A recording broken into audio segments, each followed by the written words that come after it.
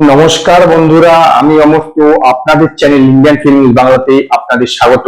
আজকে এই ভিডিওতে এ বাতন মেরে বাতন সিনেমাটা নিয়ে কথা হলো, যেটা আজকে অ্যামাজন প্রাইমে রিলিজ করেছে।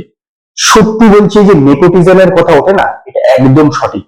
অযোগ্য কিছু লোককে ফিল্ম ইন্ডাস্ট্রি ঢুকিয়ে দেওয়া হয়, তাদের নিজে শুধু বাবা মা অভিনয় করতে বলে ব্যাস তাদেরকে বড় বড় রোল দিয়ে দেওয়া হয়, আর তাদের জঘন্য পারফরমেন্সের জন্য আমাদের দর্শকদেরকে দেখতে হয়। তার সবচেয়ে বড় উদাহরণ হচ্ছে এই আমাদের সারা আলি খান।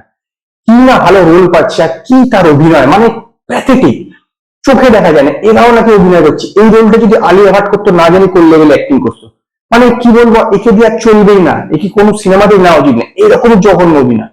মানে পুরো সিনেমাটা তার উপরে, অথচ এরকম খারাপ পারফরমেন্স মানে ভাবাই যায় না। এরকম নয় যে রোলটা মারাত্মক দেব, কিন্তু তবু কিছু তো অভিনয় করবে। আর এখানে এর পাশাপাশি এইতে রাম মনোহর লোহিয়ার চরিত্রটা করেছে হচ্ছে ইমরান হাশমি। কিন্তু সত্যি কথা বলছি, এইরকম স্বাধীনতা সংগ্রামী রোল ওনাকে মানায় না, একদমই মানায় না। এতটুকু ঠিকভাবে তিনি করতে পারছেন না, মানে এতটুকু কখনো দেখে মনে হয়নি যে একজন স্বাধীনতা সংগ্রামী। আর সারা আলি খানের কথাটা কি বলবো, গল্পটা কিছুটা এরকম যে উষা মেহতা যে রোলটা করছে সারা আলি খান, সে একজন জাজের মেয়ে, কিন্তু সে কলেজে পড়ার পাশাপাশি কংগ্রেসেও হয়েও কাজকর্ম করে, বিভিন্ন রকম ছোটখাটো কাজকর্ম করে থাকে। তো তারা একদিন একটা রেডিও স্টেশন কিনে সেটার মধ্যে কংগ্রেস রেডিও প্রতিষ্ঠা করে, এবং ব্রিটিশরা চেষ্টা করতে থাকে এই কংগ্রেস রেডিওটাকে ধরবার। এবং এই যে উষা মেহতা এবং তার বন্ধুরা মিলে এই যে রামমোহন লোহিয়ার যে বক্তব্যগুলো আছে স্বাধীনতা সংগ্রামীর জন্য বা স্বাধীনতা সংগ্রামীদের উদ্দেশ্যে, সেই বক্তব্যগুলো তারা ওই রেডিওর মাধ্যমে রাত্রি 1:30টার সময় প্রচার করে।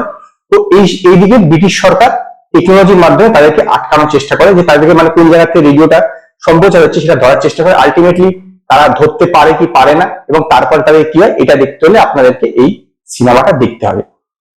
এই সিনেমার যে প্রোডাকশন ভ্যালু সেটা যথেষ্ট ভালো, এবং যেভাবে সেট গুলো ডিজাইন করা হচ্ছে তাতে কিন্তু একদমই মনে হচ্ছে যে মানে দেশভাগের আগের ঘটনা, 1942 থেকে 1944-এর মধ্যে দেখানো হয়েছে। তো এই সময়টাতে পুরো মনে হচ্ছে। সেট ডিজাইন নিয়ে কোনো কথা নেই, কস্টিউম নিয়ে কোনো কথা নেই, সমস্ত কিছুই ভালো। কিন্তু এই সিনেমার স্টোরিটা আদৌ সেরকম বিশেষ একটা অ্যাট্রাকটিভ না, এবং স্ক্রিন প্লে অত্যন্ত স্লো। দুটো গান আছে, দুটো গানই একদমই ভালো না। আর অভিনয় কথা আমি আগেই বলেছি, মানে পুরো সিনেমাটাতে সবচেয়ে খারাপ যদি কেউ অভিনয় করে থাকে সে হচ্ছে সারা আলি খান। মানে চোখে দেখা যাচ্ছে না এরকম অভিনয় করছে। সারা আলি খানের যারা বন্ধুদের রোল করেছে বিভিন্ন, তারা কিন্তু তথাপি ভালো, তথাপি তার চেয়ে অনেক অনেক ভালো সারা আলি খানের চেয়ে। এবং এখানে ব্রিটিশদের দিন অত্যাচার গুলো দেখানো সেরকম, সেটা কোনো মানে পুরো সিনেমাটা আপনি হয়তো দেখতে পারেন, কিন্তু কোন রকম আপনার মধ্যে কোনো ইম্প্যাক্ট ক্রিয়েট করবে না, কখনোই আপনার মধ্যে একটা অনুভূতি আসবে না যেটা স্বাধীনতা সংগ্রামী একটা সিনেমা হচ্ছে, কোনো রকমের অনুভূতি আসবে না। এবং যেরকম ভাবে রামমোহন লোহিয়ার ক্যারেক্টারটা ইমরান হাশমি প্লে করেছে, মানে একদমই একদমই তথ্যগত, মানে অভিনয় বা তার স্ক্রিন প্রেজেন্স এতটুকু ভালো লাগেনি, অন্তত একজন স্বাধীনতা সংগ্রামী হিসেবে এতটুকু ভালো লাগেনি। মানে পুরো সিনেমাটাই যথেষ্ট স্লো, এবং যেহেতু অভিনয় ভালো নয় এবং স্ক্রিন প্লে ভালো নয়, স্ক্রিপ্টিং ভালো নয়, গল্প সেরকম কিছু নেই, যার ফলে কি হলো কোন রকম ভাবে এতটুকু আপনার মানে এতটুকু দাঁড়া বাঁধবেন। এবং সেই কারণে আমি সিনেমাটাকে 5-এর মধ্যে 1টা স্টার দেবো। যদি আপনারা এ বাতন মেরে বাতন সিনেমাটা দেখে থাকেন, তো আপনারা আমায় কমেন্টে জানান আপনাদের এই সিনেমাটা কিরকম লাগলো।